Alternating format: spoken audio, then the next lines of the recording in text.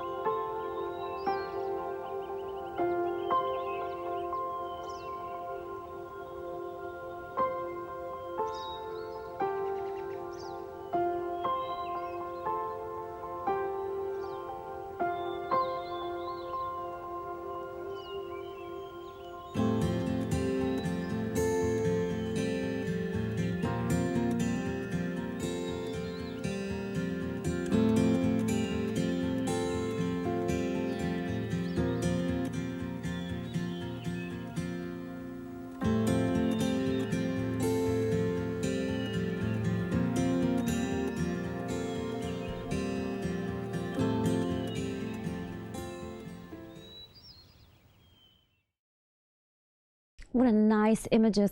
I'm sure you're all looking forward to visiting this lovely region. Now, where is Burgundy located? You can reach Burgundy easily with a TGV train from Paris, only lasts 1.5 hours.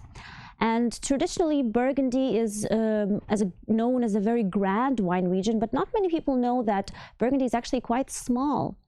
It only contributes 7% to the whole winemaking of France. Traditionally, the region has been subdivided into 5 different subregions. We have in the north wine island Chablis, then we have Côte de Nuit and Côte de Beaune. These are the 2 subregions that are known, where are the trains? That are known as the Côte d'Or. I see already we have some questions. I'm sure you can consult the TGV or the SNCF website. It's pretty easy to book tickets and you can reach us, as I said, by train. Let's continue. We have Côte Chalonnaise and Mâconnais, the beautiful regions that are known for its affordable, let's say, wines. As for the history of Burgundy, let's briefly talk about it. So the first vines were planted by the Romans already in the 4th century. That's very early. It was mostly Pinot Noir grapes. Oh, I have another question. Let me deviate a little bit. So Chablis, yeah, an island. This is not literally an island, but it is slightly away from all of the other regions. So Chablis is a little bit, on the outside, all the way in the north, but it's still a part of Burgundy. So the history. Basically, what you have to know is that the most important influencers of Burgundy wines were the monks, the Benedictine and Cistercian monks. They were the ones who really worked the vines and developed new winemaking techniques. And starting from the 15th century, the vineyards slowly transitioned by being owned from being owned by the Christian church to the private ownership, and this tradition even pertains today. So most of the vineyards in Burgundy are owned by a variety of families. We have a lot of wine owners, and the best example of that would be, for example, one plot of wine which is 50 hectares big, and it is owned by more than 80 people, each making a very specific wine, his own expression of the terroir. Now let's talk a little bit about the natural factors, because it's not only the historical timeline that has shaped the region. There's another very important aspect, the Mother Nature, that plays a crucial role in the winemaking. So these natural factors, I would divide them into 3 categories. First, we have climate, so the weather conditions. Then we have exposure to the sun and the orientation of the slopes. And of course, we have rich and complex soils. Perhaps you have any questions, any precisions about these natural factors? Yes, indeed, the soil composition has a very, very important, plays an important role in defining the style of wine. The soil composition of Burgundy is actually very, very old, so it has a bedrock. It was covered 200 million years ago. It was covered by a vast tropical sea. So you can imagine the complexity, the variations of the clay and of the limestone, a little bit of sand as well. And these variations, so this bedrock composed of clay and limestone, is what covers Burgundy and what makes it so special, because it dates 200 million years back. So the grape or the vine has roots that dive so deep into the soil, and they absorb all of the minerality and the complexity of these soils. And when the winemaker is talented, he will later on transfer this complexity into the wines, and you get to enjoy a beautiful, beautiful drink. So yes, the soil are actually one of the most important factors that influences the wines. Then of course we have climate. In Burgundy, it's continental, so we have sunny days, but we also have quite chilly nights, which, worth mentioning, it plays also an important role in pertaining the acidity, and it gives a wine a certain elegance and finesse, a style that is just unforgettable once you try it. I would invite you to watch another short video of our winemaker Emmanuel Sala.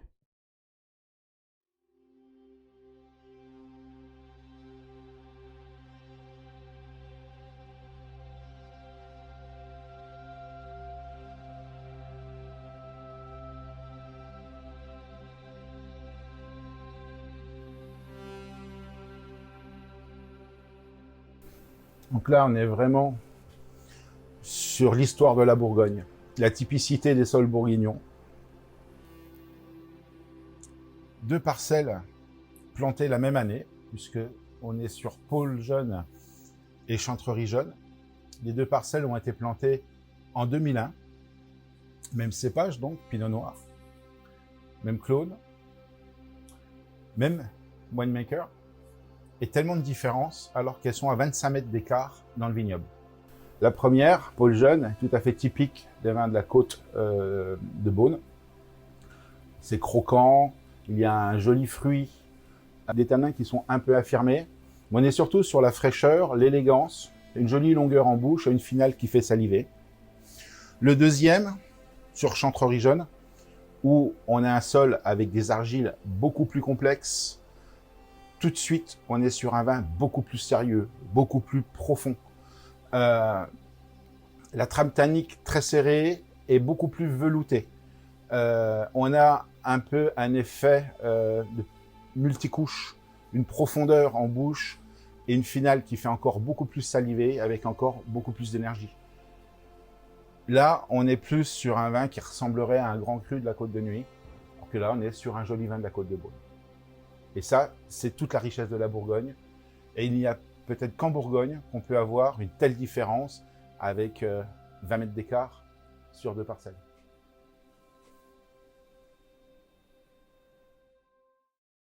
Yeah, you guys are amazing. Yes, it does snow in Burgundy. That's what continental climate actually means, a very strong seasonality. And I'm pretty sure that Daenerys preferred a 2010 Clos Morge in her Game of Thrones. I'm pretty sure it was her favorite drink. But let's now talk about the concept of climat, which I'm sure Daenerys knows very well, but I would like to give you a couple of hints what it means, because it's a very, very important notion for the whole of Burgundy. So it incorporates all of these natural factors that I mentioned before in the previous section. So that means a climat is a synonym to the word terroir, and they both mean an interaction, a unique interaction between the soil, the grape variety, the microclimate, and the vineyard itself, where it is positioned, where it is positioned on the hill or on the slope, how it is exposed to the sun.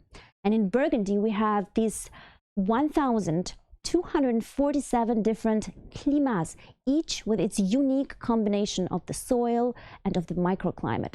So you can imagine this variety.